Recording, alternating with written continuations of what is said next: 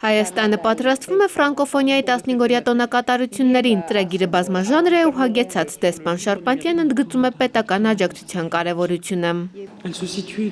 Ֆրանկոֆոնիայի միջազգային կազմակերպության անդամ երկրները ստանձնել են ֆրանսերենի տարածմանը նպաստելու առաքելություն։ Հայաստանն իմ կարծիքով լավագույնս կատարում է այդ պարտավորությունը։ Այդ մասին են վկայում հայկական իշխանությունների պատրաստակամությունը աջակցել մեր այս ֆրանկոֆոն տոնակատարություններին։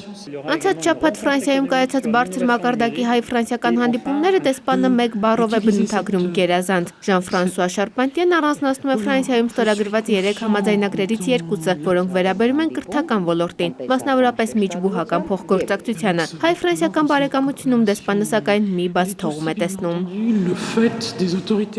Մեր երկրների միջև դիվանագիտական հարաբերություններ հաստատելուց հետո 25 տարվա ընթացքում կայուն եւ դինամիկ զարգացել են քաղաքական ու մշակութային հարաբերությունները, սակայն առևտրատնտեսական կապերը մի փոքր հետ են մնացել։ Այս ուղղությամբ կողմերն անցած շաբաթ պայմանավորվեցին ակտիվացնել ջանքերը։ Ֆրանկոֆոն 15-օրյակը կսկսվի մարտի 15-ին, նախատեսվում են կլոր-սեղան քննարկումներ տնտեսական, տեղեկատվական տեխնոլոգիաների թեմաներով, լինելու են նաև կինոդիտումներ, մշակութային եւ գաստրոնոմիկ միջոցառումներ։ Անի Հակոբյան, Ալբերտ Գալստյան, Ժամը լրատվական։